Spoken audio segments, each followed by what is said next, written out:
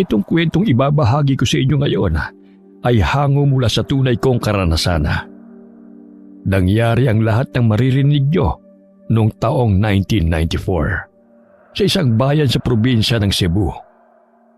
Ako nga pala si Mila.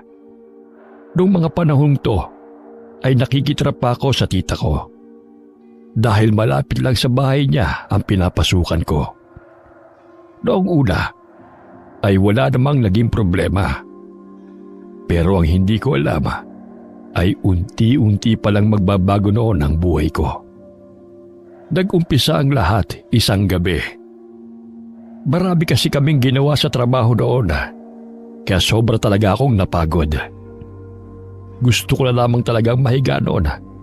Kaya pagpasok ko ng bahay ay agad na akong umakyat sa kwarto at natulog.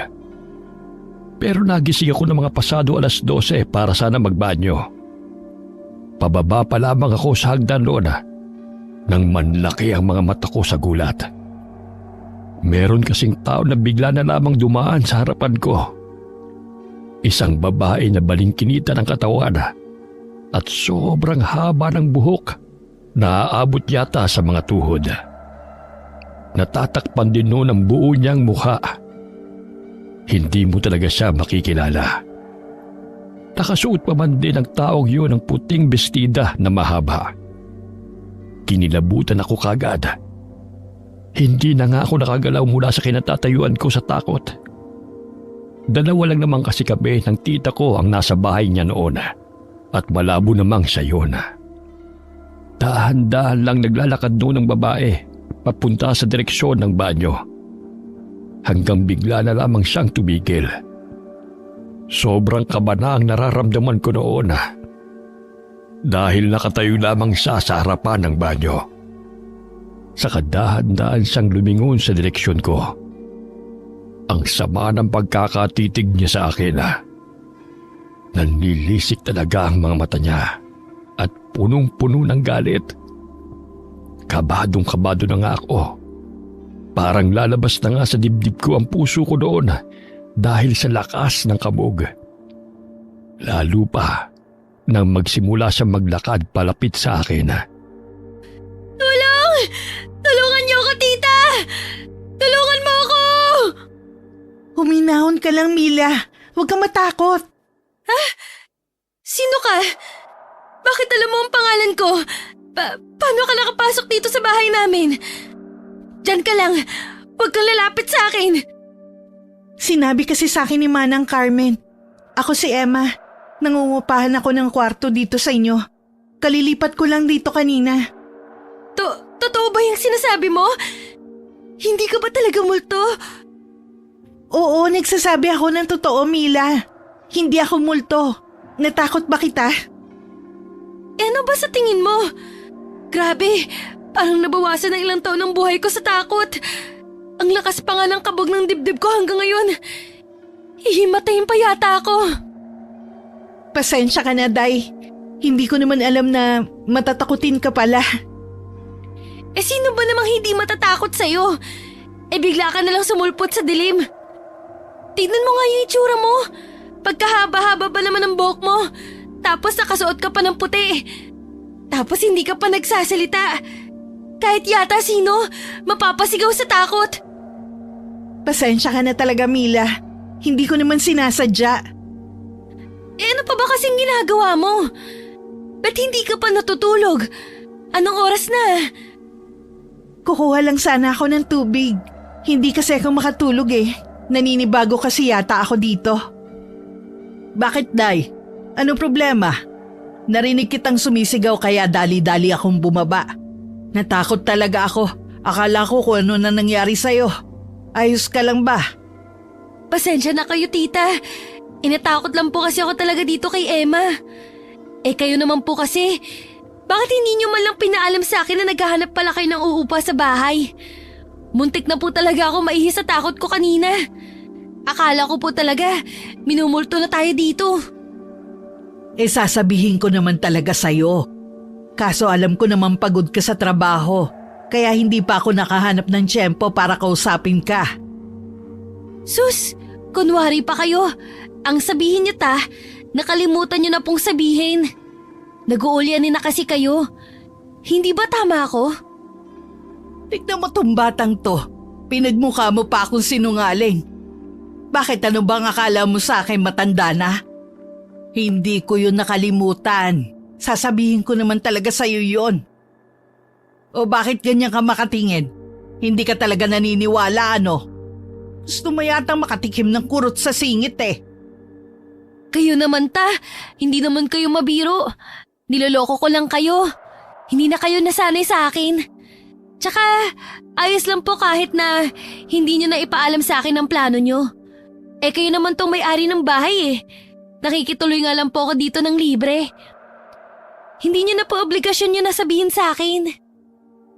Mabuti kung ganon. Akala ko kasi nagrereklamo ka. Naisip ko kasing paupahan yung kwarto ni Rosa dahil nakatenga lang naman at para na rin may dagdag akong pagkakakitaan. Huwag kang mag-alala, mabait naman tong si Emma. Galing pa kasi tong Iloilo eh. Siya na lang daw ang inaasahan ng pamilya niya kaya kailangan niya magsipag sa trabaho. Wala naman siyang reklamo sa lahat ng patakaran ko kaya alam kong madali mo lang siyang makakasundo. Wala namang pong problema sa akin. Kung tutusin, pabor pa nga sa akin na nandito siya eh. Dahil may makakatulong na akong maglinis. Salamat, Inday, ha? Pasensya ka na talaga kanina. Ano bang pwede kong gawin para makabawi sa'yo? Hindi, wag mo nang isipin yun. Lahat naman nagkakamali. Basta wag mo na lang uulitin sa susunod, ha? Oo, pangako yan. Hindi na talaga yun mauulit. Naging maayos naman ang pagtira sa amin ni Emma noon. Marunong kasi siyang makisama. Masipag siya. Lagi siyang tumutulong sa mga gawain sa bahay. Hindi rin siya mareklamo at lalong hindi siya pasaway. Ayos na sana ang lahat.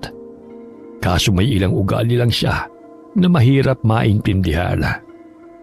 Naalala ko pa nga ng gusto ang nangyari isang gabi. Bala ko noong manood ng drama sa telebisyon kaya pumunta ako ng sala. Nadatnan ko naman noon si Emma na nakaupo at nagsusuklay ng buhok niya. Naisip kong kausapin siya noon para mas makilala ko siya. Day, maalaga ka talaga sa buhok mo, ano? Napapansin ko kasi nitong mga nakarang araw na lagi mo talagang sinusuklay ng mabuti ang buhok mo. Tapos minsan, inaabot ka pa yata ng oras sa kasusuklay mo. Oo, Day. Importante kasi sa akin na maganda ang buhok ko eh. Kaya talagang iniingatan ko to. Bakit, Day? May problema ba? Hindi, wala naman. Nakakatuwa nga eh. Teka, ano nga mo yun? Hindi ba parang may mabaho? Ha? Ano bang sinasabi mo? Hindi mo ba naaamoy yun? Hindi ba parang may mabaho? Parang amoy patay na daga.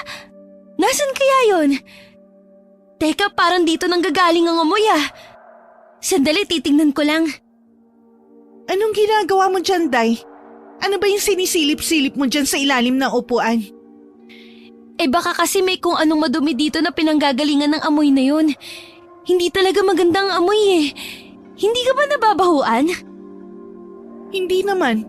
Wala naman ako naaamoy na kung ano. Sigurado ka ba? Hindi meron talaga. Ayan nga naaamoy ko.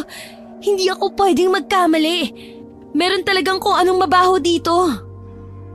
Paano naman nangyari yun? Naglinis naman tayo kanina. Nilinis naman natin na mabuti tong sala. Ewan ko, Day. Tulungan mo na lang ako. Hanapin natin. Kailangan maalisan natin yun. Baka mamaya magkasakit pa tayo dahil doon. Pasensya ka na, Day. Meron pa kasi akong dapat gawin eh. Kailangan ko na kasing matapos yon. Sige babalik na ako sa kwarto ko. Teka, sandali lang. Parang naamoy ko na dyan sa banda mo galing eh. Parang malapit nga dyan. Ano ba yung ginagawa mo, Day? Ang gulo-gulo mo naman eh. Oh, bakit naman ako ang inaamoy mo? Teka, bakit ka nakatingin sa akin? Teka lang, Bakit parang ikaw yata ang naaamoy ko? Ikaw ba yun, Day? Bakit naman ganyan ang amoy mo, Emma? Ano kasi, meron kasi ako nilalagay sa buhok ko para kumintab to at gumanda. Medyo hindi nga lang maganda ang amoy. Dahil siguro nga sa sangkap nun. Yun siguro ang naaamoy mo. Eh ba't mo naman kailangan gumamit ng ganun? Baka pwede namang itigil mo na lang. Maganda naman ang buhok mo ah. Hindi kasi talaga maganda ang amoy nun. Masakit sa ilong. Hindi ka ba nasusuka sa amoy nun? Pasensya ka na, Day ha. Hindi kasi pwede eh. Ano kasi yun? Parang gamot. Oo, yun nga. Gamot yun sa buhok ko. Pag hindi kasi ako gumamit nun, maglalagas ang buhok ko. Kailangan ko kasi talagang gumamit nun. Kaya tinitiis ko na lang ang amoy.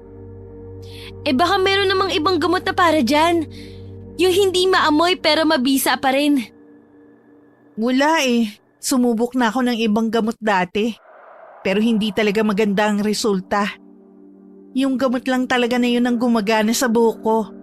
Kaya hindi ko pinapalitan. Ganito na lang. Samahan na lang kita bukas. Pumunta tayo ng butika. Magtatanong-tanong tayo. Sigurado naman ako na… Bakit ba ang tigas-tigas ng ulo mo ha? Sinabi ko na nga sa'yo na hindi pwede. Pero ipinagpipilitan mo pa rin ang gusto mo. Bakit ba mas marunong ka pa sa akin, Mila? Pasensya ka na, Day. Hindi ko naman intensyon na magmarunong eh. Gusto ko lang naman sanang tulungan ka dyan sa problema mo. Eh hindi ka naman nakakatulong eh. Nakakainis ka, alam mo ba yun? Yan kasi ang hirap sa'yo eh. Akala mo sobrang galing mo. Akala mo ikaw lagi ang tama. Ang taas kasi ng tingin mo sa sarili mo. Diyan ka na nga. Nagulat talaga ako sa inasta ni Emma. Noon ko lamang siya nakita magalit na ganoon. Ang sama niyang makadingin. Para bang balak niya akong sipain. Inintindi ko na lamang siya. Tutal kasalanan ko naman talaga. Pero simula lang pala yun nang marami pa namin magiging problema. Sa paglipas kasi ng mga araw, ay marami pang nangyari na lubha talagang nakapagtataka. Naaalala ko pa ang naranasan ko isang gabi. Hindi ako makatulog ng mga oras na yon. Pasado 12:00 na noon, nang makarinig ako ng kumalabog sa kusina namin. Medyo malakas ang nalikhang tunog na yon, kaya kaagad akong bumangon para tignan kung ano bang nangyari. Pero habang papalapit ako sa kusina, ay bigla na lang ako nakaramdam ng hindi maganda. Nanlamig talaga ang buong katawan ko noon at para akong nanghina. Parang nararamdaman ko kasi na may masamang mangyayari anumang sandali. Pero nilakasan ko pa rin ang loob ko at itinuloy ang bala ko. Papasok na sana ako sa kusina noon, pero hindi ko na nagawa. Nanigas na kasi ako sa matinding takot. Kitang-kita kasi ng mga mata ko ang isang malahalimaw na anino na galing mula sa kusina.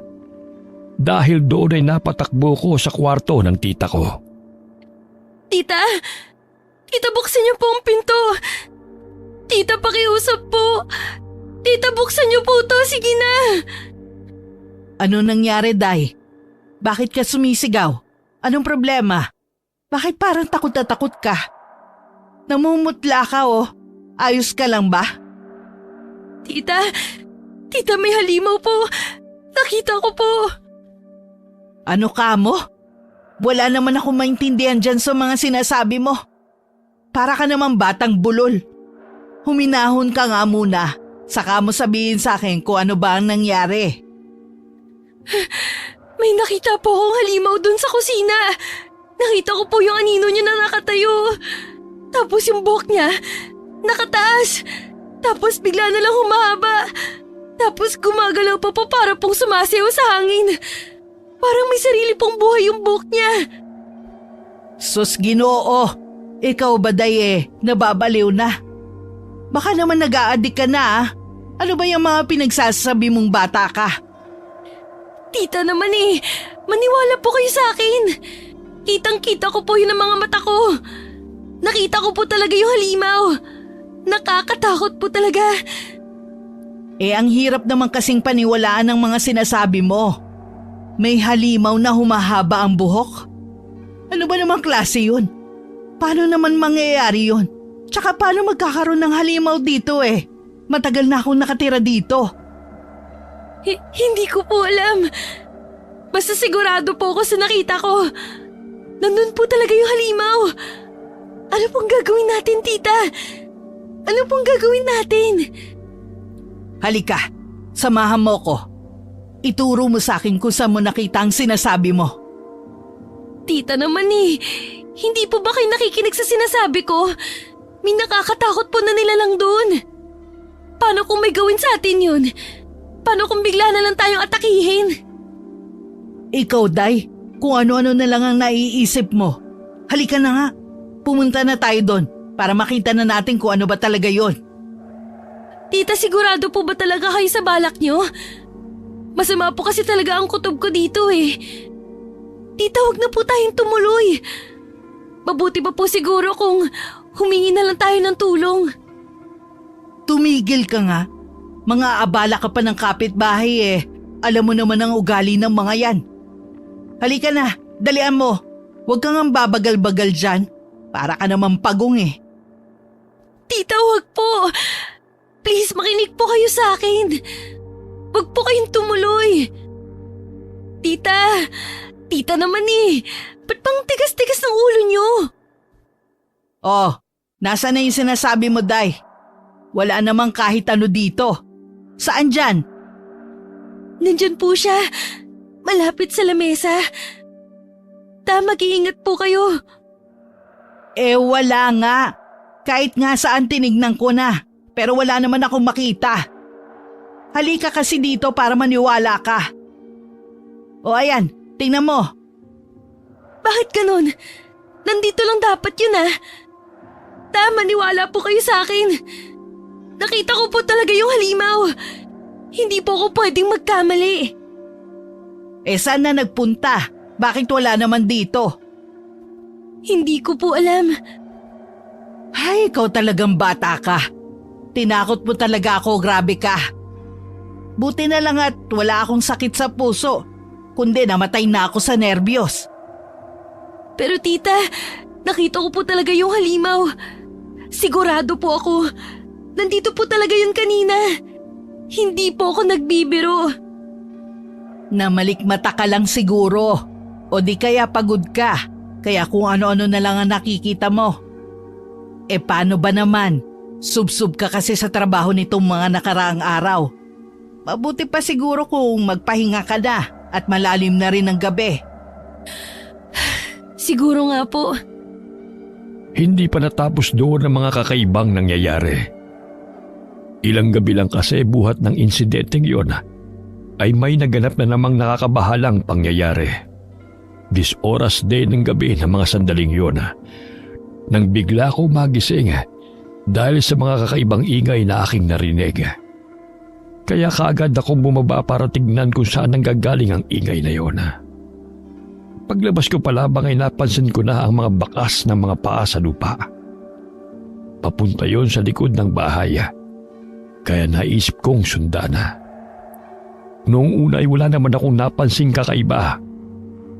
Pero ilang sandali lamang ay nakarinig ako ng kakaibang mga ungol.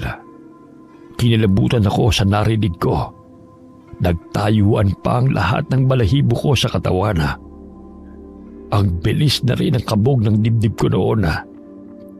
Lalo pang nadagdagan ang takot ko nang may marinig akong kumaluskos na parang galing sa damuhan. Parang may kung anong nagtatago roon. Hindi ko na alam kung anong pumasok sa isip ko, pero lumapit pa rin ako para tignan. Nanlaki na lang ang mga mata ko sa nakita ko roon. Ikaw ba yan, Emma? Diyos ko, tinakot mo na naman ako. Ikaw lang pala. Akala ko naman kung ano na. Pasensya ka na, Day. Hindi kita sinasadyang takutin. Ba't hindi ka pa natutulog? Ano pa bang ginagawa mo dito sa labas ng ganitong oras? Tsaka, anong ginagawa mo dyan sa damuhan? Ba't para yatang nagtatago nagtatago ka dyan? Hindi naman, may hinahanap lang ako dito. Nahulog ko kasi kanina ang gamit ko. Kanina ko pa nga hinahanap pero hindi ko pa rin makita. Ganun ba? Tulungan na kitang maghanap. Ano bang klaseng gamit yung nawala mo? Naku, hindi na. Maaabala ka pa. Hindi rin naman yun mahalaga. Hayaan mo na lang. Papalitan ko na lang siguro ng bago. Kung yan ang gusto mo. Ikaw, ano palang ginagawa mo rin dito? Tsaka bakit gising ka pa? Hindi kasi ako makatulog. Tapos parang may narinig akong kakaibang tunog. Hindi ko masabi Ngayon pa lang yata ako nakarinig ng ganun. Parang umuungol yun na kung ano. Ha? Sigurado ka ba dyan sa sinasabi mo, Day? Parang wala naman ako narinig na ganun. Wala? Wala talaga kahit ano? Sigurado ka? Oo, kung meron di sana narinig ko na yun. Tsaka wala din naman ako napansin dito na pwedeng gumawa ng tunog na sinasabi mo. Paano nangyari yun? Sigurado naman ako sa mga narinig ko, Emma. Meron talagang kung ano dito sa labas kanina. Baka guni-guni mo lang siguro. Hindi ba nga marami kang ginagawa sa trabaho? Tapos hindi rin magandang pakiramdam mo nitong mga nakaraang araw. Hindi Hindi naman ako pagod. Narinig ko talaga yun. Baka may kung anong hayop siguro na napadaan dito kanina. Tapos nakaalis na. O di kaya hangin lang ang naririnig mo. Huwag mo nang isipin yun. Sigurado naman ako na wala lang yun. May punto naman si Eva, kaya nakinig na lamang ako sa kanya. Pero kahit anong gawin ko, ay hindi ko pa rin maalis sa isip ko ang mga nangyaring yun. Hindi ko rin alam kung bakit, pero hindi talaga maganda ang pakiramdam ko sa mga tulog na yun. Nang sumunod na mga araw naman, ay marami pang mga kakaibang mga bagay ang naranasan ko. Isang araw, gabi na ako natapos sa trabaho noon dahil sa dami ng pinapagawa sa akin. Wala na akong masakyan doon, kaya naglakad na lamang ako pauwi. Hindi naman gaanong malayo ang bahay ng tita ko mula sa pinagtatrabahuhan ko at pwede naman talagang lakarin. Ayos lang din naman sa akin yun. Ang kaso lamang, wala na rin katao-tao sa daan ng mga oras na yun. Hindi ko tuloy maiwasang kabahan, lalo na't medyo madaling pa naman sa kalsada. Mabilis akong naglalakad noon nang may mapansin akong tao. Hindi ko alam kung nababaliw na ba yun o sobrang yamang lamang. Naglalakad kasi sa gitna ng kalsada. Napansin ko na ang bilis-bilis niyang maglakad. Para bang wala siyang kinatatakutan. Napagtanto ko na isa pala siyang babae. Bukod kasi sa balingkinitan nitong katawan, ay ubo din ang haba ng buhok nito at halos matakpan pa ang buo niyang mukha. Hindi ko alam kung bakit kababae niyang tao ay ganun siya kung kumilos. Pero lalo kong nagtaka nang sandaling mapalapit siya sa akin. Napansin ko kasi na sobrang itim pala ng balat niya. Parang hindi na yon normal. Nakita ko rin na parang ang hahaba at ang tutulis ng kanyang mga kuko. Nakaramdam bigla ako ng takot. Hindi na ako nakagalaw sa kinatatayuan ko. Nakatingin na lamang ako sa kanya habang unti-unti siyang lumalapit sa akin. Pero laking pasasalamat ko kasi nilagpasan lamang niya ako. Nanginginig ang katawan ko sa takot habang nakatingin ako sa babaeng palayo. Kaya kinabukasan pagkatapos ko sa trabaho, ay agad kong hinanap ang kakilala kong tanod para ikwento sa kanya ang nangyari. Naabutan ko siyang nakatambay sa tindahan noon. Manong, pwede ko po ba kayong makausap? Kahit sandali lang? Oh, ikaw na naman. Ano na naman nangyari sa'yo, Day? Hulaan ko, may nakaaway ka na namang driver dahil sa pamasahe, no? Hindi po, Manong. Yung mga driver naman kasi dito sa atin, sobra-sobra kung maningil.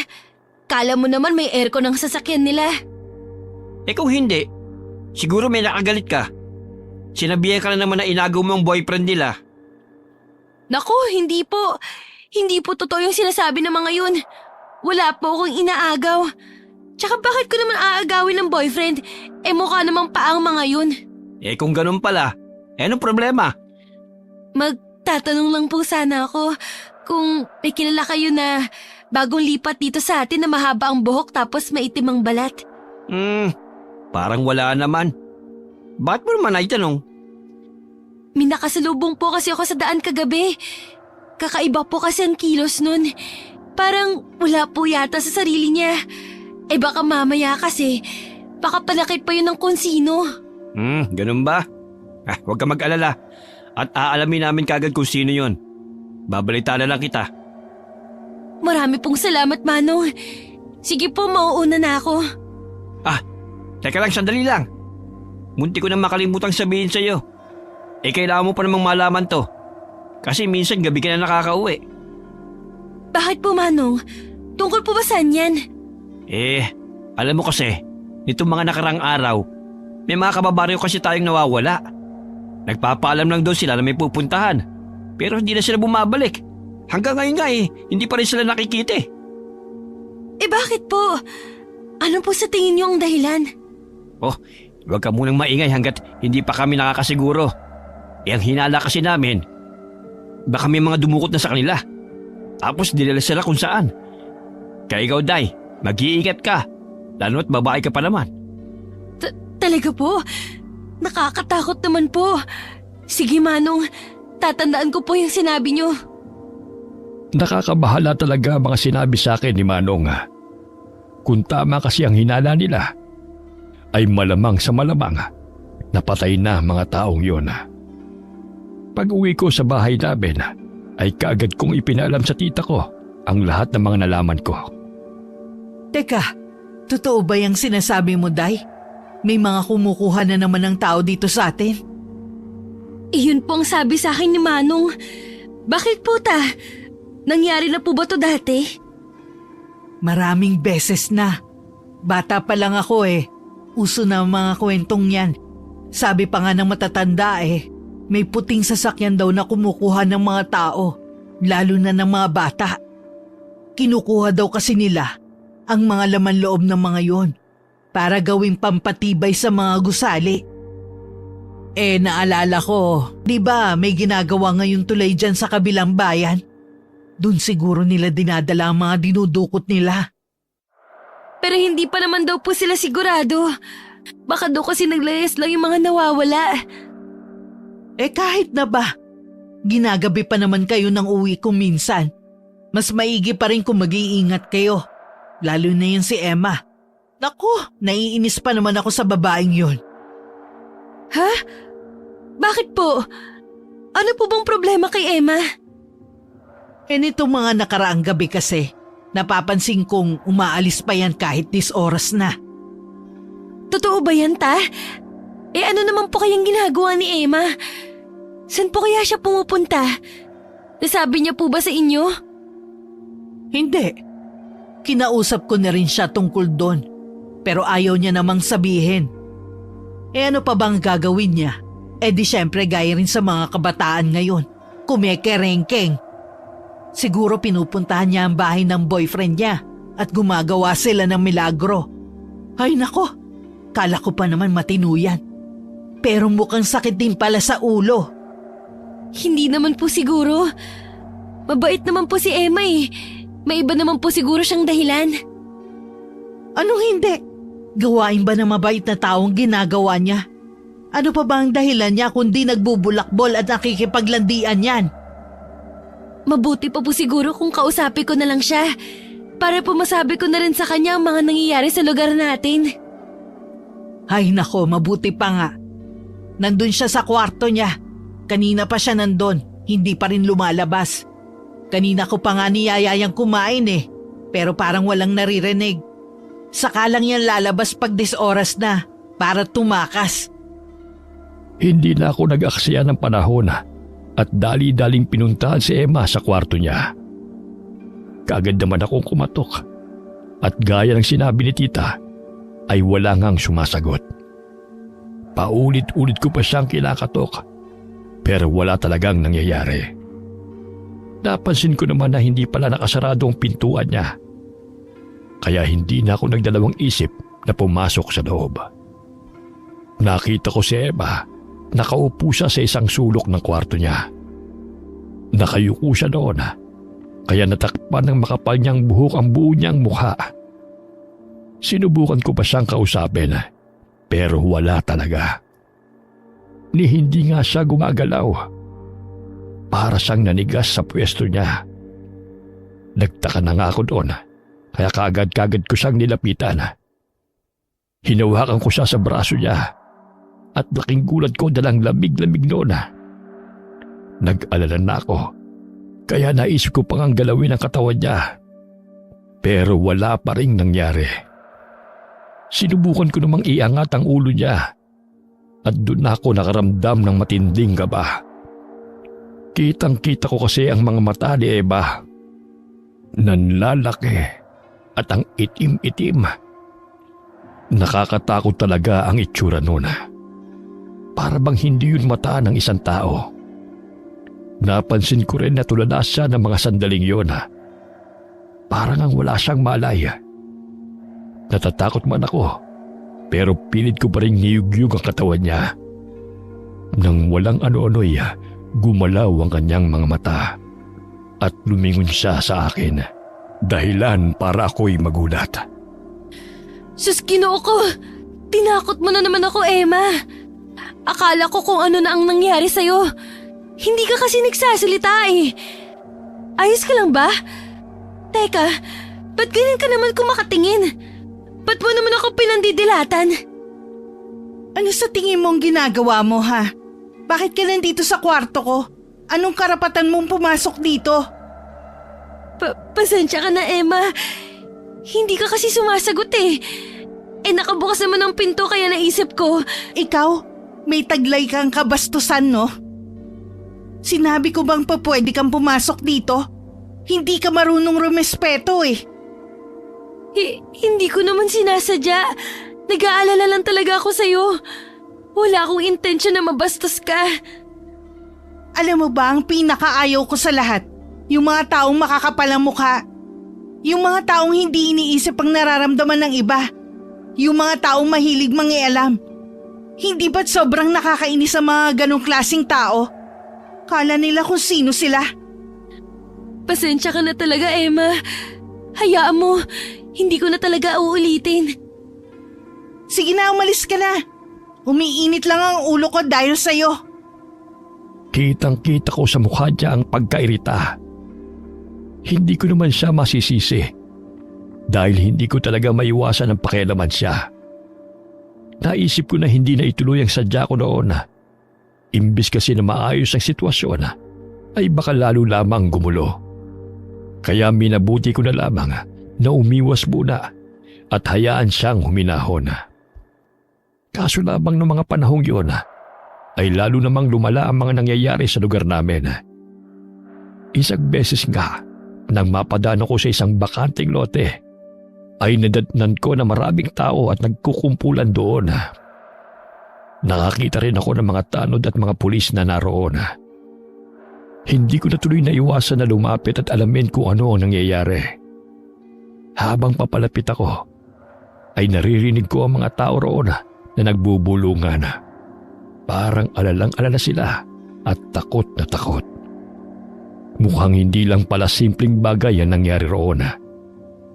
Hindi nga ako nagkamali. Nanlaki ang mga mata ko.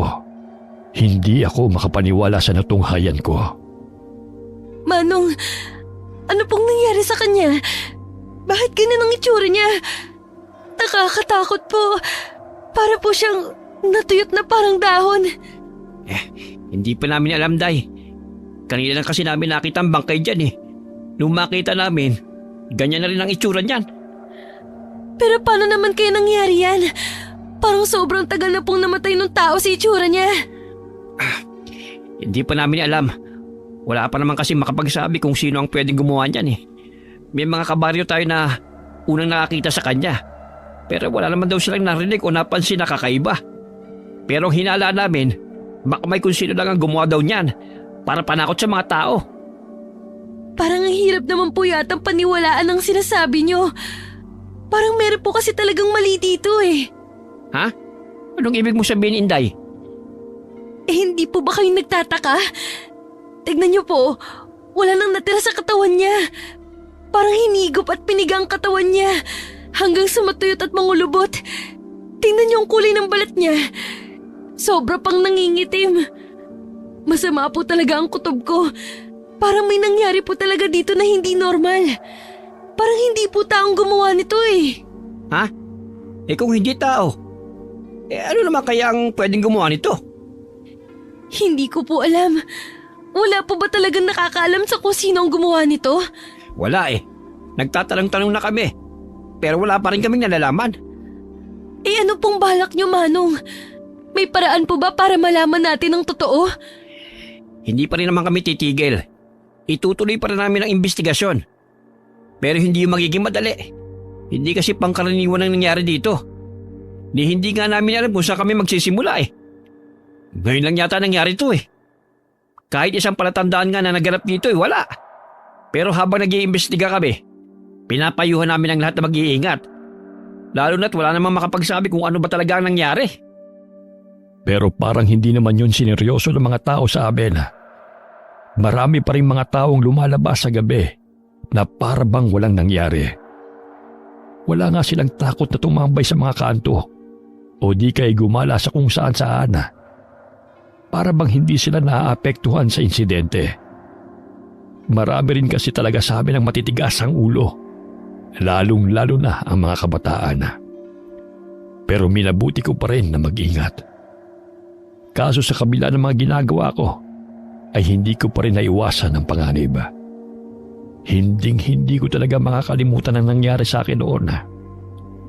Nang gabing yun kasi, marami akong tinapos sa trabaho sa opisina, kaya ginabi na naman ako sa pag-uwi.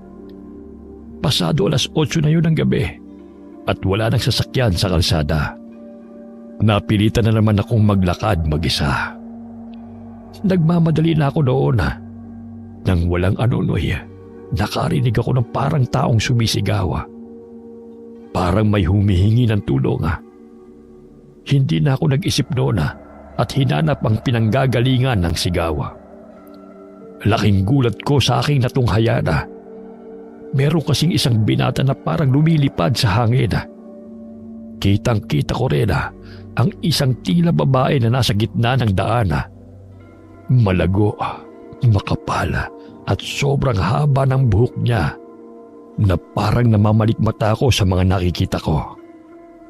Ayoko mang maliwala pero kitang-kita kong nakapulupot ang buhok ng babae sa mga kamay at paa ng binata habang iniaangat ang katawan nito ng mataas sa hangin. Lalo pa akong nagulat sa mga sumunod na nangyari. Bigla-bigla na naman kasing humaba ang buhok ng babae at nagdire-diretso sa binata. Kitang-kita ko kung paano pumasok sa bunganga nito ang napakakapal na buhok. Unti-unti namang namayat ang binata hanggang sa tuluyan ng lumiit at matuyot ang buo niyang katawan. Sa puntong yun ay dahan-dahan nang umatras ang buhok ng babae at nagbalik sa normal. Sobra talaga akong kinilabutan noon. Hindi ko na nga maikilos sa mga pako sa sobrang takot na mga oras na yon. Doble pa ang naging takot ko nang bigla na lamang lumingon ang babae sa akin. Sobrang itim ng balat niya, matulis sa mga kuko. Pero ang nagbigay talaga ng matinding takot sa akin ay ang pulang-pula niyang mga mata. Hindi siya tao. Sigurado ako noon sa pagkakataong yun ay sinubukan ko ng tumakbo dahil tiyak na papatayin niya ako. Paglingon ko ay nakita ko siyang sinusundan niya ako. Ganun na nga lang ang takot ko. Binilisan ko pa ang aking pagtakbo hanggang sa mapasigaw na lamang ako dahil biglang may humatak sa akin. Saklolo! Tulungan niyo po ako! Ayoko pa pong mamatay! Parang awa niyo na tulungan niyo ako! Hoy, Day! Huminahon ka lang! Ako to si Emma! Huminahon ka muna, tumingin ka sa akin. Day, ikaw pala! Diyos ko po, salamat naman. Akala ko talaga kung sino nang humila sa akin. Natakot talaga ako. Ang lakas-lakas pa nga ng kabog ng dibdib ko. Buti na lang at ikaw ang nakakita sa akin. Mabuti na lang talaga. Ayos ka lang ba? Ano ba nangyari sa'yo, ha? Ba't parang takot na takot ka? Tsaka ko na ipapaliwanag. Mabuti pa kumilos na muna tayo. Umalis na tayo dito. Sige na. Teka, sandali lang, Day. Ba't tayo tumatakbo? Ano ba talaga kasi nangyari? May humahabol kasi sa akin eh. Masama siyang nilalang. Isa yung halimaw. Balak akong patayin nun, Day. Kaya kailangan na nating umalis. Baka maabutan tayo nun eh. Tara na. Ha? Anong sinasabi mo? Anong halimaw? Paano nangyari yun? Kumalma ka nga muna. Maniwala ka sa akin, Day. Kitang-kita talaga yun ng mga mata ko. Sobrang nakakapangilabot. May sa demonyo yata ang nilalang na yun. Nasaan yung halimaw na sinasabi mo? Parang wala naman ako nakita. Hindi ko alam. Pero masama pa rin talaga ang kutob ko eh. Baka mamaya nasa malapit lang yun. Baka mamaya bigla-bigla na lang tayong atakihin nun. Huminahon ka lang, Inday. Wala naman ako napansin na kung ano kanina. Siguro natakasan mo na kung ano man yung humahabol sa'yo. Huwag ka na mag-alala. Diyos ko po. Takot na takot ako, Day. Hindi ko talaga alam ang gagawin ko kanina. Ang akala ko talaga, mamamatay na ako. Alam mo, hindi ko maintindihan. Sabihin mo nga sa akin ang nangyari. Bakit ka ba hinahabol nun? Bakit ka niya gustong patayin? Anong dahilan? Hindi ka maniniwala. May nakita kasi akong babae kanina eh. Pero hindi siya ordinaryong tao. Sobrang sama niya. Pinatay niya yung lalaki. Kitang-kita ko lahat na nangyari. Malakas ang kutob ko na siya ang may kagagawan sa mga nangyayari dito sa lugar natin. Ha? Totoo ba yung sinasabi mo? Paano nangyari yun? Kilala mo ko, Day. Hindi ako magbibiro lalo na sa ganitong mga bagay. Nakita ko talaga ang taong yun nang patayin niya ang lalaki. Napapagalaw niya kasi ang buhok niya eh. Bigla-bigla na lang yung humahaba. Diyos ko po, parang ako na nga ang isusunod niya. Yung mga tingin niya kasi sa akin, punong-puno ng galit. Balak niya talaga akong patayin kanina. Sigurado ako dun. Nakilala mo ba kung sino ang sinasabi mo? May ituturo mo ba kung sino siya? Hindi normal ang itsura niya. Hindi siya mukhang tao. Hindi ko talaga siya nakilala. Ikaw kasi ano pa ba kasing ginagawa mo rito? Hindi mo ba alam kung anong oras na? Alam mo namang delikado na dito sa lugar natin.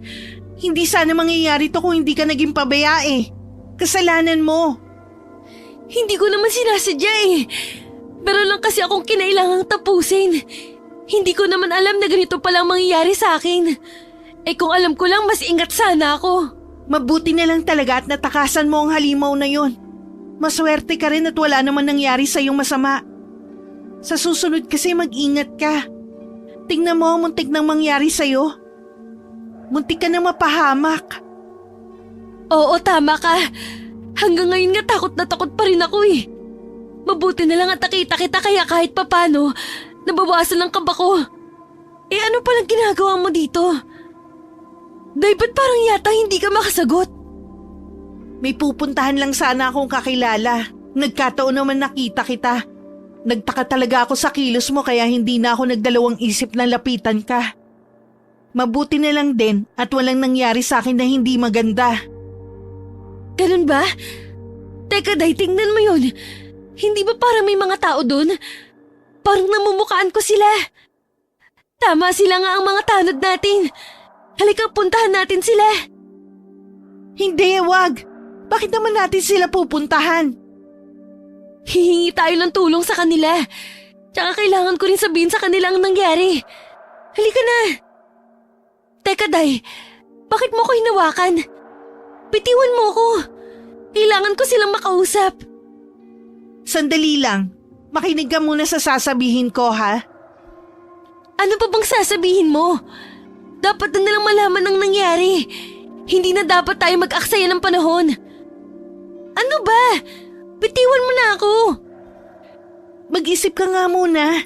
Hindi ka dapat nagpapadalos-dalos. Paano mo naman kukumbinsihin ng mga tanod? Wala ka namang hawak na ebidensya. Tapos hindi pa tayo sigurado sa kung ano ba talaga ang nangyari. Paano pag nagsumbong ka tapos mali ka pala? Ikaw pa ang mapapahamak niyan eh. O di kaya isipin nila na nababaliw ka na. Gusto mo ba talagang isipin ng mga tao na nasisiraan ka na ng ulo? Isang halimaw na may humahaba na buhok. Iisipin talaga nila na baliw ka. Pero nagsasabi ako ng totoo. Nakita ko talaga lahat ng nangyari. Hindi ba pagod ka rin itong mga nakaraang araw? Pwede kasing maapektuhan nun ang pag-iisip mo. Akala mo lang siguro halimaw ang nakita mo. Pero baka kung ano lang pala. Hindi naman ako tanga. Alam ko ang nakita ko. Sigurado ako doon. Hindi ka ba naniniwala sa akin? Mahirap kasi talagang paniwalaan ang sinasabi mo. Kailangan mo muna ng patunay para dyan. Anong gusto mong gawin ko? Hayaan na lang halimaw na yon? Ganun ba? Sa tingin ko mas mabuti kung mananahimik muna tayo. Baka nga mas mabuti kung hindi na tayo makialam eh. Kung sino man o ano man yung nakita mo, sigurado kung hindi yun biro. Parang mas maganda kung di na tayo madadamay doon. Naririnig mo bang sinasabi mo? Seryoso ka ba talaga dyan? Sa'yo na mismo nang galing. Di ba nga hindi ordinaryong nilalang ang taong yun? Sigurado kung katakot-takot na problema at gulo lang ang dadating kapag nakialam ka pa doon.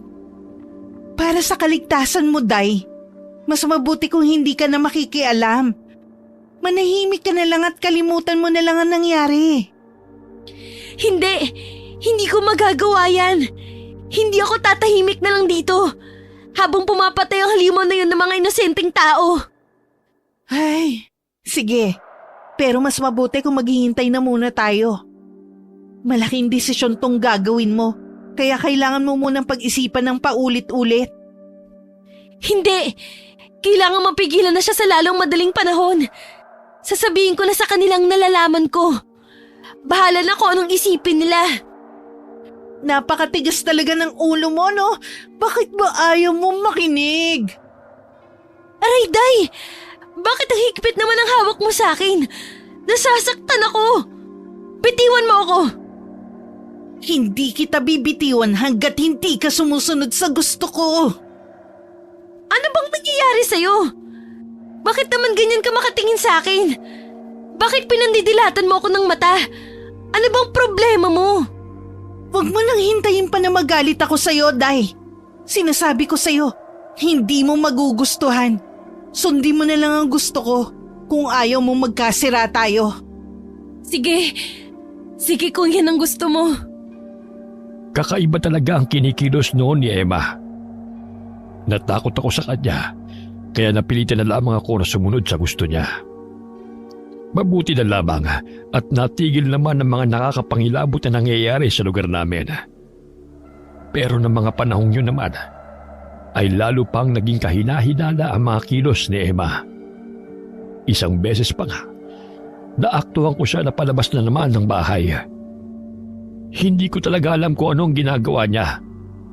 Alam na nga niyang napakadelikadong lumabas sa gabi, pero patuloy pa rin niyang ginagawa. Nakita kong nagmamadali siyang lumabas. Hindi ko naman matim na pabayaan na lamang siya. Kaya agad ko pa rin siyang sinundan. Kaya lamang ay bigla na lamang siyang nawala. Hindi ko na alam kung saan siya nagpunta. Takang-taka nga ako noon. Pero hinanap ko pa rin siya hanggang sa makasalubong ko siya sa daan. Diyos ko po, Day! Ginulat mo na naman ako. Anong ginagawa mo dito? Sinusundan mo ba ako?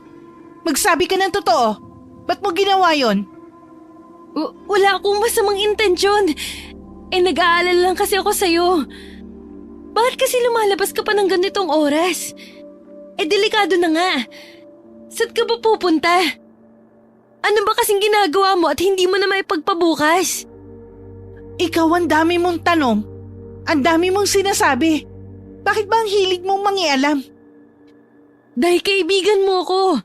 Siyempre matatakot ako na baka mapahamak ka. Hindi mo maaalis sa akin yun.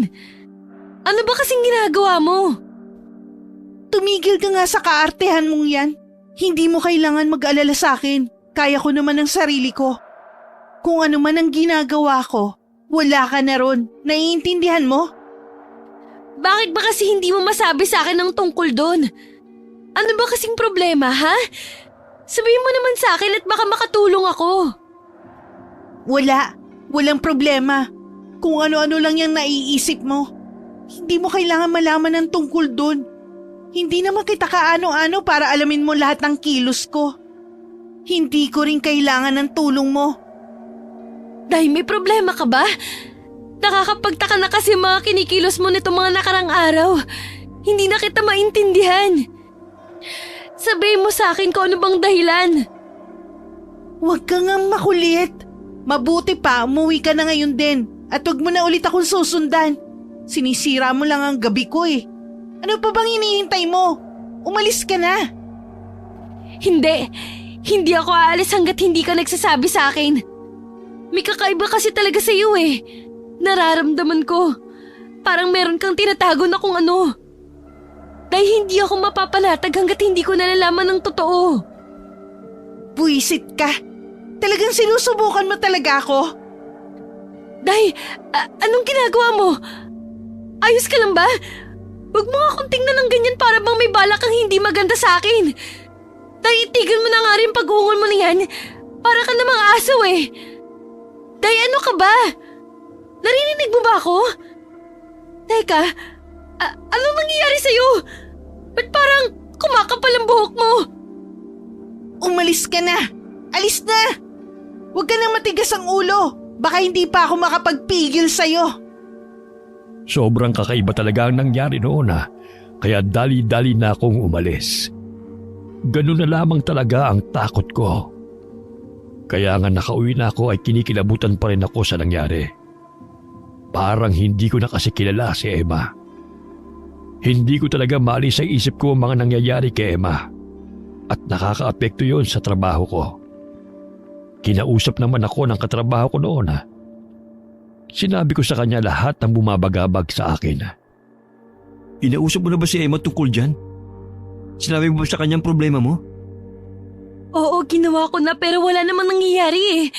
Nagmamatigas lang siya. Kung minsan nga magagalit pa siya sa akin. Hindi ko na talaga alam ang gagawin ko. Kala mo pa naman mabait yang si Emma. Pero mukhang hindi mo pala talaga siya kilala. Oo nga eh.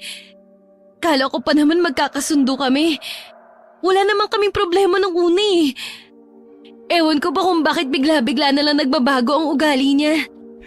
Mila, hindi mo pa alam kung ano talaga ang ugali niya at kung ano ang pwede niyang gawin. Kailangan mong mag-ingat sa taong yan. Anong ibig mong sabihin? Parang masama kasing kutob ko sa kanya eh. Malakas din ang pakiramdam ko na baka meron siyang tinatago na hindi niyo dapat na malaman. Yun lang naman ang naisip kong dahilan kung bakit siya nagkakaganon. Ano naman kaya yun? Ano kaya ang tinatago niya? Sa tingin ko talaga may ginagawa siyang hindi maganda. Kailangan mong malaman kung ano yun bago pa mahuli ang lahat. Nabahala ko sa sinabi sa akin ni Carlos. Lalo na't posible ang sinasabi niya. Hindi naman namin talaga lubusang kilala si Emma. At hindi malabo na masama nga siyang tao. Kaya sinunod ko ang payo sa akin ni Carlos. Isang beses nga na hindi pa nakakauwi si Emma ay nagpasya akong pasukin ang kwarto niya. Pagpasok ko pa lamang ay napansin ko na ang daming buhok na nakakalat sa sahig. Sobra talagang dami. Para sa akin ay hindi na yun normal. Hindi ko nga maiwasang magtaka pero itinuloy ko pa rin ang aking pakay. Hinanugho ko talaga ang buong kwarto. Hanap ako ng hanap sa kung saan. Hanggang subukan ko maghalughog sa lalagyan niya ng damit. Doon ako may nakitang nagpalaki sa aking mga mata. May isa kasing maliit na bote roon na puno ng kung ano-anong madumi at nakakadiring mga bagay. Parang pinaghalo-halong putik, dumi ng manok, mga ugat at mga dahon. Hindi lamang yun. Meron din kasi akong nakita na isa pang bote na puno naman ng maitim na likido. Sinubukan ko pang buksan yun na hindi ko na pala sana ginawa. Sobrang sama at lansa kasi ng amoy noon at pakiramdam ko'y parang maduduwal na ako. Malakas ang kutob ko na dugo ang laman noon.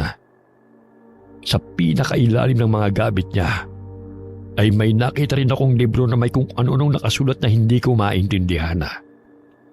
Masama na talaga ang pakiramdam ko noon.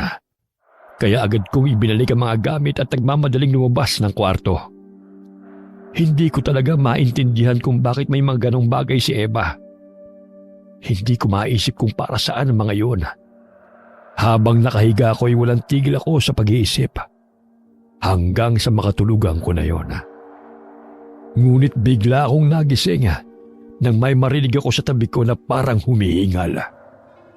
Nang magmulat ako ng aking mga mata, bigla na lamang akong napasigaw dahil sa gulat. Nakita ko si Emma na nakatayo sa tabi ko. Nanlilisik ang mga mata niya sa dilim habang titig na titig sa akin.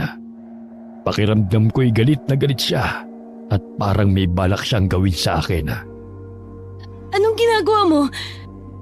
Anong ginagawa mo dito sa kwarto ko? Ano ka nakapasok? Sinarado ko naman yung pinto Sabihin mo, pumasok ka ba sa kwarto ko kanina? Hindi. Bakit ko naman gagawin ang sinasabi mo? Sigurado ka? Hindi ka ba talaga pumasok doon nung wala ako? Hindi nga. Ilang beses ko bang sasabihin sa'yo na hindi? Sino naman kaya ang tarantadong pumasok sa kwarto ko? Pinakialaman pa niya ang mga gamit ko. Naabutan ko na lang na ang gulo-gulo na ng mga gamit ko. Ano kayang iniisip niya at bakit niya yung ginawa? Hindi ko alam. Wala akong alam dyan sa sinasabi mo. Siguraduhin mo lang na nagsasabi ka nga ng totoo. Anong ibig mong sabihin? Pinagbabantaan mo ba ako? Hindi. Pero mabuti na yung malinaw sa'yo. Sinabihan na kita dati, di ba? Hindi ko talaga gustong pinakikialaman ako. Oo, alam ko yun. Hindi mo na kailangang ulitin pa. Kung wala ka na mahalagang sasabihin, baka pwedeng umalis ka na. Hindi na talaga tama ang ginagawa ni Emma. Kaya naisip kong kausapin na ang tita ko. Ikinuwento ko rin sa kanya ang lahat ng nalaman ko kay Emma. Nagkasundo naman kami. Kaya nang sumunod na araw din ay nagpasya kaming paalisin na siya. Tinawag namin siya sa sala noon at doon namin siya kinausap. Ano ba yung sasabihin nyo? Sabihin nyo na, may kailangan pa akong gawin. Hindi naging madali para sa amin ang desisyong to. Pero kailangan kasi naming gawin. Huwag ka nang magpaligoy-ligoy pa. Diretsuhin nyo na lang ako. Napagdesisyonan kasi namin na palayasin ka. Bibigyan ka namin ng 2 linggo para makahanap ka ng lilipatan. Ganun ba? Sige, kung yan ang gusto ninyo. Pasensya ka na, Day, ha? Hindi namin gustong gawin to pero Huwag ka na magsalita. Hindi ko kailangan ng paliwanag mo. Huwag kayong mag-alala. Ngayon din mismo aalis na ako dito. sige, Day. Mag-iingat ka. Sana makahanap ka agad ng mas maayos na lilipatan mo. Mabuti naman at umalis na siya. Kinakabahan talaga ako kanina Nakita mo ba ang reaksyon niya, tita? Kaya nga, kung makatingin siya sa atin kanina, ang sama-sama. Ngayon ko lang siya nakita na ganun katapang. Diba? Hindi na nga siya nakipagtalo Tumayo lang talaga siya dyan tapos tumitig sa atin. Nakita niyo po ba kung paano siya tumitig sa atin? Nalilisik po talaga ang mga mata niya. Nakakatakot. Naku, sinabi mo pa. Parang hindi lang din basta galit yun Parang parang may balak nga siyang hindi maganda. Lalo na nung sinabi natin na paaalisin na natin siya. Tama po kayo. Nakita niyo rin po ba ang kamay niya kanina? Hindi eh. Bakit ano meron sa kamay niya? Nakakuyom kasi ang isa niyang kamay kanina. Sobrang diin po, parang gigil na gigil siya eh. Akala ko nga magbawala siya o kung ano. Buti na lang hindi niya ginawa. At umalis na lang siya ng mahinahon. Oo nga. Pero nung tingnan pa niya tayo kanina nung paalis na siya, parang may ibig sabihin eh. Para siyang nagbabanta. Para bang sinasabi niyang pagsisisihan ninyo to? Sa tingin niyo po ba, may gagawin siya na kung ano? Kaya nang balikan niya po tayo? Hindi ko alam. Hindi ko masabi. Pero hindi ko talaga gusto ang kinikilos niya kanina. Hindi ko rin gusto na masama ang loob niya sa atin. Alam mo naman ang pwedeng gawin ng tao kapag galit. Sana lang hindi na natin siya makita ulit. Simula nang umalis si Eva, ay nagsimula na rin ako makaranas ng mas malalang mga bagay na mahirap ipaliwanag. Sunod-sunod na araw kasi ako nagigising sa 10 oras ng gabi. Kung ano-anong ingay kasi ang naririnig ko sa labas ng bahay namin. Mga ingay na nagdudulot sa akin ng takot at pangamba. Dahil doon ay ilang gabi na rin akong hindi nakakatulog. Dahilan para ako'y mga lumata. At napansin naman yon ng tita ko. Oh, Day, bakit ganyan ang itsura mo? Ang aga-aga eh, nakabusangot ka. Tapos ang tamlay-tamlay mo. Parang may malaki kang problema. Halos hindi po kasi ako makatulog dito mga nakaraang gabi. Ha? Problema nga yan. Ano bang dahilan? Ilang gabi na rin po kasi ako nakakarinig ng mga kakaibang tunog sa labas ng bahay. Mga tunog ba ka mo? Anong klaseng mga tunog ba to? Hindi ko po alam, ta. Hindi ko po alam kung paano ko sasabihin eh. Hindi po siya ordinaryong tunog. Parang may kung ano po sa bintana ko na gumagalaw sa mga tunog na yun. Sa bintana mo? Paano naman mangyayari yun, Day? Nasa second floor ang kwarto mo. Kaya nga po nababahala ako eh. Kasi nandun po talaga yun sa bintana. Tapos hindi ko rin maiwasang isipin kung ano bang ginagawa nun dun. Hindi na nga po ako makalapit sa bintana ko sa takot. Ano pa bang napapansin mo? Sabihin mo sa akin. Kadalasan po naririnig ko yun kapag mga 2:00 o 3:00 na ng madaling araw. Tapos matagal po bago tumigil ang mga tunog. Inaabot po ng oras. Tapos kapag akala ko wala na yun, saka ko naman maririnig ulit. Tapos kung minsan pa may nakikita kong maitim na kung ano na parang gumagalaw sa bintana. Sinusubukan ko nga po hindi pansinin pero hindi ko kaya. Grabe naman yang nangyayari sa'yo. Ngayon lang to nangyari, hindi ba? Hindi kaya baka paniki lang yun o kung anong hayop? Hindi po. Sigurado po ako na hindi yun hayop. May hindi po talaga normal sa mga tunog na yun. May pakiramdam nga po ako na parang tinatakot ako nun eh. Kung ano man ang may gawa nun. Nako, hindi nga biro yung sinasabi mo. Pati ako kinakabahan na tuloy. Huwag kang mag-alala, Day. Mag-iisip ako ng paraan para matigil na yung mga nangyayari sa'yo.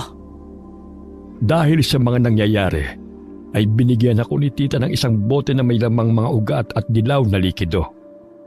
Tinawag niya yung bote ng lana. Proteksyon daw yun laban sa masasamang elemento. Kaya lagi ko raw dadalhin. Hindi ako naniniwala sa ganoon dati. Pero dahil ako na mismong nakaranas ng mga bagay na mahirap maipaliwanag, kaya sinunod ko ang gusto niya. Naisip ko, wala rin namang mawawala kung susundin ko rin yun. Matapos noon ay marami pang mas nakakapangilabot na pangyayari ang naranasan ko. Katulad na lang ng gabing ito. Natagalan din ako sa trabaho doon at gabi na ako natapos. Mabuti na lamang at pumayag naman si Carlos na ihatid ako. Ano, Carlos? Salamat pala at sinamahan mo ko. Naku, wala yun. Ikaw pa ba? Ang ibig kong sabihin, hindi ba magkaibigan naman tayo? Kaya kung may kailangan ka, huwag ka magdadalawang isip na sabihin sa akin. Salamat. Hindi ko talaga alam ang gagawin ko kung wala ka. Huwag ka mag-alala. Nandito lang ako lagi sa tabi mo para tulungan ka. Hindi kita pababayaan. May iba lang ako. Wala ka bang napapansin? Para kasing kinukutuban ako ng hindi maganda. Pakiramdam ko kasi parang may kanina pa nakatingin sa atin eh. Nagtatayuan pa ang mga balahibo ko. Wala naman ah. Baka dahil pagod ka lang, kaya hindi maganda ang pakiramdam mo. Hindi eh. Iba talagang nararamdaman ko. Parang may mangyayaring masama. Kinikilabutan talaga ako. Sandali lang kukunin ko lang ang binigay sa akin ni tita na proteksyon. Teka, ano nangyari? Bakit basa na ang mga gamit ko? Tignan mo yung bote, Mila. Bakit ganyan? Bakit parang kumukulo yan? Ano bang bagay na yan? Hindi maganda. Kaya siguro nabasa ang bag ko. Dahil kanina pa to kumukulo. Carlos, mabuti pa siguro kung magbadali na tayo. Sige, tama ka. Bilisan na natin para makapagpahinga ka na rin. Teka, Carlos. Tingnan mo yung puno. Hindi ba parang may kakaiba dun sa sanga niya? Ha? Tama ka. Ano kaya yung maitim at makapal na bagay na nakapulupot dyan? Parang ngayon lang ako nakakita ng ganyan ha. Teka, sandali lang. Titignan ko. Hindi! Sandali lang, Carlos. Huwag mong gawin yan! Huli na nang balahan ko siya. Bigla na lamang kasing gumalaw ang maitim na bagay at bumaba kay Carlos. Sobrang bilis ng mga pangyayari. Nilingkis noon ang leeg niya na parang sawa. Nagpupumigla si Carlos pero hindi siya makawala. Kitang-kita ko noon na nahihirapan na siya. Sus, Kinoko! Anong klaseng bagay yan? Paano nangyari na gumagalaw yan? Carlos! Carlos, palitin mo ko mawala! Hindi ko kaya. Masyadong mahigpit. Sinasakal ako. Sus, Kinoko! Carlos, ayos ka lang ba? Carlos, tiisin mo lang gagawa ko ng paraan! Mila! Tulungan mo ako! Bilisan mo! Sus, Kinoko! Ano bang gagawin ko? Sandali lang! Susubukan kong putulin yan! Teka! Ba't ganun? Ba't parang napakatibay naman yata nito? Hindi talaga siya maputol kahit anong gawin ko! Ano nangyari? Bakit bigla na lang yung umakyat? Hiningal niya pa si Carlos pataas! Naku po si Carlos! Hindi maganda ang lagay niya! Nabibigti na siya! Teka, yung proteksyon! Muntik ko na makalimutan! Pakiusap lang, gumana ka! Pakawalan mo siya! Pakawalan mo! Gumana ka! Gumana ka! Carlos! Carlos, ayos ka lang ba? Sumagot ka! Oo! Ayos lang ako! Paano mo nagawa yun? Saka ko nasasabihin, mabuti pa umalis na tayo dito. Nang walang ano-ano'y nakarinig kami ng malahalimaw na ungol. Kinalabutan talaga ako. Parang nasa malapit lang ang pinagmumulan noon. Pagtingin ko sa likod ko, laking gulat ko nang may makita akong babaeng nakatayo roon na titig sa amin. Ganun na lamang ang takot ko noon dahil siya rin ang halimaw na nakita ko nung isang gabi. Nakangisi siya at parang takam siyang nakatingin sa amin. Nakita mo ba yun, Mila? Yung buhok niya, lumalaki, humahaba. Tapos gumagalaw ang buhok niya. Paano niya nagagawa yun? Anong klaseng nilalang yan? Yung balat pa niya, ang itim, gaya sa paniki. Tapos yung bunganga niya, puno ng matatalim na ngipin. Tingnan mo mga mata niya, Mila. Sobra-sobra talagang pagkapula. Hindi ba para siyang demonyo? Tumakas na tayo, Carlos! Tumakas na tayo! Masama yung nilalang! Papatayin niya tayo! Tama ka. Tayo na. Tumakbo na tayo. Huwag ka lang lilingon. Basta bilisan mo. Bilisan mo, Mila. Bilisan mo pa. Hindi niya tayo dapat maabutan. Oo, ano ba sa tingin mo ang ginagawa ko? Basta tumakbo ka lang ng tumakbo. Kailangan natin makalayo sa kanya. Sandali lang. Baka pwedeng huminto muna tayo. Hindi pwede, Mila. Hindi pwede. Huwag kang hihinto, Mila. Masyado mapanganib. Tumakbo ka lang, kaya mo yan. Hindi ko na kaya. Hindi ko na talaga kaya, Carlos. Kanina pa tayo tumatakbo. Magpahinga muna tayo kahit sandali lang. Sige. Magpahinga muna tayo. Pero sandali lang ha. Kailangan din natin kumilos kagad. Nasaan na siya? Wala na ba siya? Hindi niya na ba tayo nasundan? Hindi ko alam. Pero parang wala na naman siya. Pero kailangan pa rin natin makalayo dito. Mas mabuti na makasiguro tayo. Oo, tama ka. Sige, kumilos na tayo. Tara na. Oh, anong problema? Bakit bigla ka nalang tumigil? Ano pa bang ginagawa mo, Carlos? Hindi ko alam. Hindi ko maigalaw ang mga pako kahit anong gawin ko eh. Teka, ano ba itong nasa mga pako? Mga buhok ba ito? Naku, mga buhok nga. Pati ako. Pumulupot sa mga pako. Hindi na ako makagalaw. Nakakainis, hindi ako makalis. Narinig mo ba yun? Yung parang balino tawa ng tawa? Hindi kaya siya... Diyos ko po, tignan mo Mila. Nandito na siya. Nandito na yung halimaw. Naabutan niya na tayo. Anong gagawin natin, Mila? Sana gumana ulit itong proteksyon. Yan! Yan pa! Sana matanggal ang mga buhok. Yan, gumagana na. Anong bagay yan? Ang galing ah. Natagal talaga ang mga buhok. Saan mo nakuha yan? Huwag ka na nga maraming tanong. Tumakbo na lang tayo. Tara na! Sandali lang, hintayin mo ako. Naloko na. Sobrang taas niya palang tumalon. Bigla na lang siya bumaba sa harapan natin ng isang iglap. Gagamitin ko ulit ang protection ko. Ikaw, halimaw ka. Umulis ka na ngayon din. Kung ayaw mo masaktan, gagamitin ko talaga sa'yo to. Mas lalo lang siya nagalit, Mila. Mukhang mali yata ang ginawa mo na hamunin siya. Pinalaan na kitang halimaw ka. Pero kung ayaw mong tumigil, pues sisiguraduhin ko sa'yo na magsisisi ka. Etong sa'yo. Ah! Mila, ayos ka lang ba? Tinamaan ka ng buhok niya. Ayos lang ako pero yung protection, nabitawan ko. Hayaan mo na. Andiyan na siya, papalapit na siya sa atin. Kailangan na natin tumakbo. Halika na. Diyos ko po, naabutan niya na naman tayo. Ano nang gagawin natin ngayon, Carlos? Sigurado akong papatayin niya tayo. Tumakas ka na, Mila. Dalian mo. Humingi ka ng tulong. Gagawin ko lahat para pigilan siya. Nababaliw ka na ba? Paano mo naman siya pipigilan? Balak mo mang magpakamatay, ha? Wala nang ibang paraan. Dali na. Sundin mo na lang ako. Sinubukan ni Carlos na sugurin ang halimaw. Pero hindi pa siya nakakalapit nang hagupitin siya ng malalatigo nitong buhok. Pero tinangka pa rin ni Carlos na lumaban. Tumayo pa siya noon kaso pumulupot na sa kamay niya ang buhok ng halimaw. Saka siya nito binalibag sa lupa. Kabadong-kabado na ako noon. Dahil kulang na lamang ay patay na niya si Carlos. Nang walang ano-ano'y napatingin sa akin ng halimaw.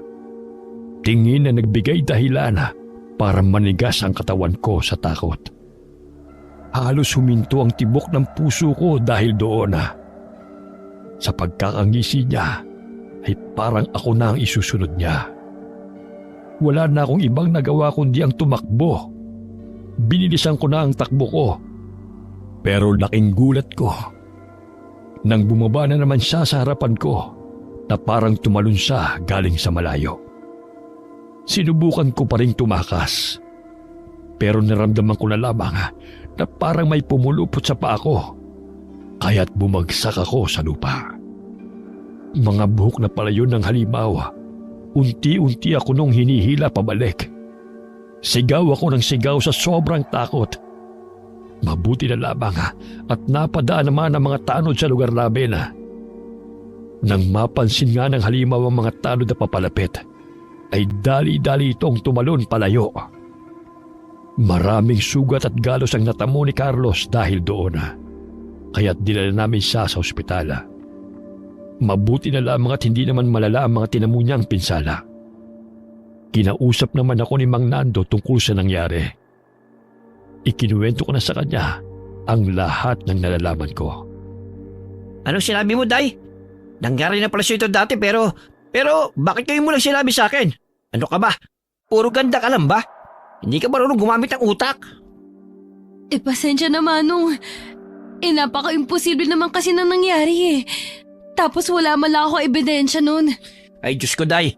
Sana siramin mo pa rin sa amin. Ano ba akala mo sa amin, tanga? Gagawa pa naman kami ng sarili naming investigasyon eh. Para makumpirma namin ang bagay na yun. Pasensya na po talaga.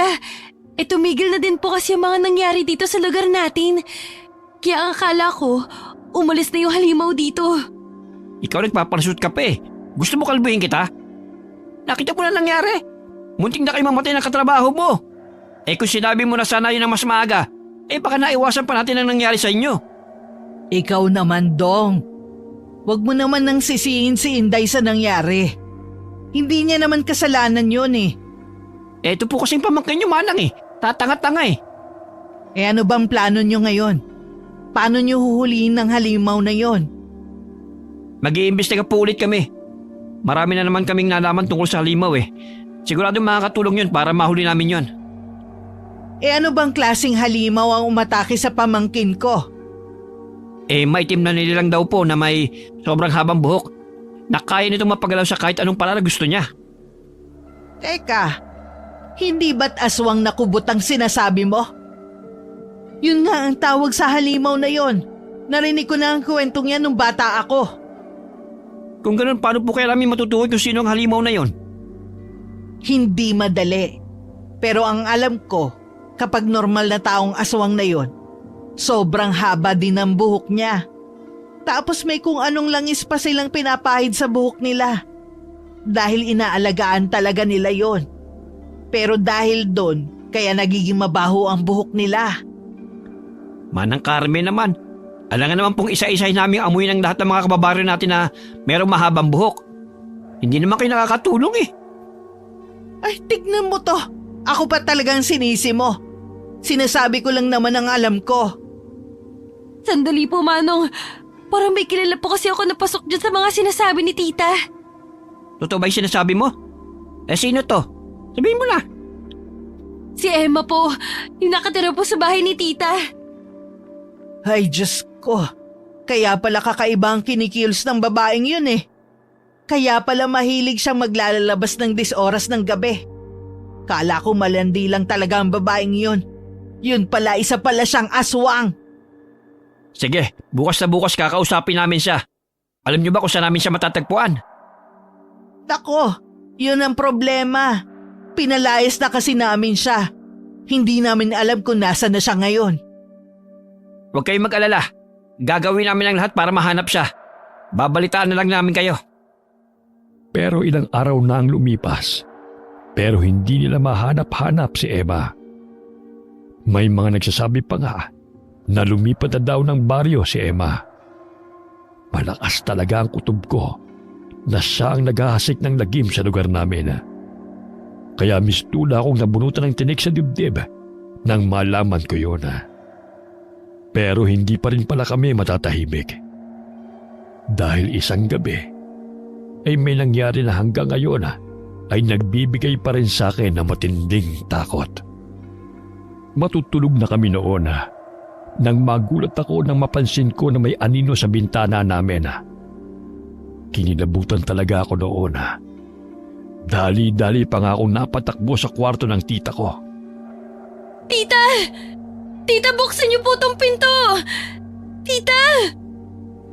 Ano bang problema mo, Day? Bakit ka ba sumisigaw? Tita, may tao po! Nakita ko sa bintana! Masama po ang kutob ko! Ah! Sus, Ginoo! Nakakagulat naman yon. Ano kaya yon? Ba't parang may nabasag? Halika, Day. Samahan mo nga ako. Tingnan natin. Pero sandali lang po. Sigurado ka pa talaga dyan? Paano kung... Sus, Ginoo! Nabasag nga ang bintana natin. Tignan mo. May bato pa dito sa loob. Sino naman kayang gagawang gumawa nito? Tita, tumingin po kayo sa bintana. Tingnan niyo po. May kung ano po doon na gumagalaw. Para pong sinusubukan niyang pumasok. Tama ka. Ano kaya yung maitim na bagay na yan? At bakit gumagalaw yan? Tita, lumayo na po kayo dyan. Kayo na po mismo. Naku po, nakapasok na. Ano to? Mga buhok ba to? Ano nangyayari? Bakit sobrang dami naman yatang buhok dito? Bakit parang unti-unti silang nabubuo? Diyos ko po, Emma, ikaw ba yan? Tita, tumakbo na po kayo. Tita! Emma, nakikiusap ako sa'yo. Huwag mong gawin to, parang awa mo na. Bitiwan mo ako. Bitiwan mo ako, Emma. Tulungan mo ako, Day. Napuluputan ng pa ako. Nahuli niya ako. Sinubukan ko siyang tulungan, pero huli na. Unti-unti na kasing hinila ng halimaw si tita hanggang sa baluti na siya nito ng napakaraming buhok. Hindi ko na alam ang nangyari sa kanya. Sa sobrang takot ko noon, ay nagtatatakbo na ako palabas ng bahay. Sigaw ako ng sigaw ng paghingi ng tulong, pero parang wala ni isang nakakarinig sa akin. Kaagad naman akong dumiretso sa bahay ni Manong Nando. Pinaghahampas ko na ang pinto niya noon para pagbuksan ako. Manong Nando, tulungan niyo po ako. Kailangan ko po ng tulong niyo. Para awan niyo na. Oh, Day! Ano nangyari? Bakit parang takot na takot ka? Inatake po kami ng halimaw. Tita po pinatay na halimaw. Wala po akong nagawa. Walang hiya talaga ang halimaw na yan. Kailangan natin siya mapuksa ngayon. Sandali lang. Kukunin ko na ang mga gamit ko. Ano po yung dala niyo, Manong? Buntot pagi. Tignan ko lang ang tapang ng aswang na yun dito. Eto. Hawakan mo tong sulo. Takot ang kubot sa apoy. Kaya magagamit mo yan para hindi kanya malapitan. Pero paano po natin mapapatay ang halimaw? Halika na. Humingi tayo ng tulong sa mga kasamahan ko. Kaagad naming pinunta ng iba pang tanod sa baryo namin. Marami na kaming magkakasama. At lahat kami ay armado ng sibat at itak.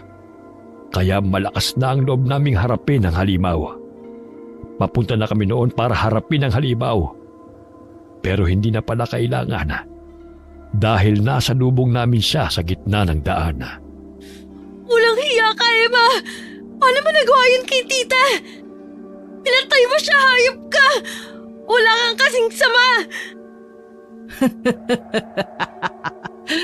Oo, tama ka, Mila. Masama talaga ako. Hayaan mo, ikaw naman ang isusunod ko. Tarantado ka. Sisiguraduhin kong magbabayad ka. Naunang sumugod ang isa sa mga tanod. Pero hindi pa siya nakakalapit ay natabaan na siya ng buhok ni Emma. Sabay-sabay namang sumugod ang iba pang mga tanod. Pero wala rin silang nagawa. Sabay-sabay silang nagtalsikan nang tamaan sila ng malalatigong buhok ni Emma. Habang ang iba naman ay napuluputan ng buhok nito sa leeg. Hanggang sa mawalan sila ng malay. May isang tanod na naglakas loob na atakihin ang halimaw mula sa likod. Pero hindi rin siya nagtagumpay. Kitang-kita ko pa nga kung paano nabutas ang tiyan niya nang tumagos doon ang buhok ng halimaw. Gumapang ang makapal na buhok ng halimaw at nilingkis ang isa pang tanod. Nagsisisigaw ang tanod dahil sa sobrang sakit. Sa puntong yun ay nagsitakbuhan na ang lahat ng mga natitirang tanod. Sinubukan ko pang tumakbo, pero nadapa pa ako sa sobrang takot. Paglingon ko ay halos himatayin ako dahil sa gulat. Ilang hakbang na lamang kasi ang layo ni Emma sa akin noon. Nakikiusap ako sa'yo, Emma. Huwag mong gawin sa akin to. Parang awa mo na. Ba't para yatang naiba ang ihip ng hangin, Mila? Parang kanina lang ang tapang-tapang mo. Pero ngayon, halos maihi ka na dyan sa sobrang takot. Emma, Nagmamakawa ako. Huwag mong gawin to. Ano bang akala mo sa akin? Tanga? Bakit pa ba ginagawa to? Wala naman akong ginawang masama sa'yo ah. Pinakisamahan ka namin ng maayos. Tapos ito pa ang gaganti mo sa akin. Kasalanan mo kasi, Mila. Ang hilig-hilig mo kasing mangialam. Kung hindi mo siguro nalaman ang tungkol sa tunay kong pagkatao, baka hinayaan pa kitang mabuhay. Emma, patawarin mo ako. Pakiusap, itigil mo na to. Umalis ka na lang. Maawa ka sa akin. Huli na. Huli na para magbakaawa ka pa sa buhay mo, Mila. Papatayin na kita. Nakita ko ang unti-unting pagkapal ng buhok niya na parang lambat. Na anumang sandali ay handa na akong hulihin. Hindi na nga ako makagalaw noon sa sobrang takot. Hindi ko naman inaasahan ang mga susunod na nangyari. Bigla na lamang kasi akong nakarinig ng malakas na tunog na parang may nabasag. Nakumpirma naman ang hinala ko nang magalit si Emma. May bumato kasi sa kanya ng gasolina. Sobrang baho na nga ng amoy niya noon. Nung una ay hindi ko naisip kung sino ang gagawa noon. Hanggang sa marinig ko si Manong Nando na sumigaw. Gawin ko na nga daw. Doon na pumasok sa isip ko ang lahat. Dali-dali ko ngang kinuha ang sulo na ng mga sandaling yon ay malakas pa rin ang apoy. Diyan ka lang, Mila. Huwag kang lalapit sa akin. Bitiwan mo nga yung hawak mo. Bakit parang nag-iba na naman yata ang ihip ng hangin? Ngayon ikaw naman tong takot na takot. Sinabi ko na sa'yong bitiwan mo yan. Inutusan kita, Mila. Bitiwan mo na yan ngayon na. Ano bang akala mo sa akin? Tanga? Katapusan mo na, Emma. Sinubukan pang tumakas ng halimaw. Pero kagad kong ibinato ang sulo sa kanya. Naging dahilan para magliyab siya sa isang iglap. Nilamon ng malaking apoy si Emma. At wala na siyang nagawa pa kundi mapadaing sa matinding sakit. Mabuti na lamang talaga at nakahanap si Manong Nando ng deboteng gasolina sa malapit na tindahan. Kung hindi dahil sa kanya, ay hindi talaga mapapatay ang halimaw. Dali-dali ko namang pinuntahan ang tita ko sa bahay at naabutan ko siyang hinang-hina.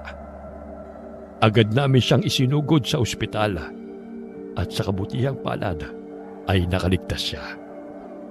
Simula doon ay nagbalik na ang katahimikan sa aming baryo. At pilit na rin namin kinakalimutan ang mga nakakapangilabot na karanasan namin yun mula sa dayong dalaga. Wakas.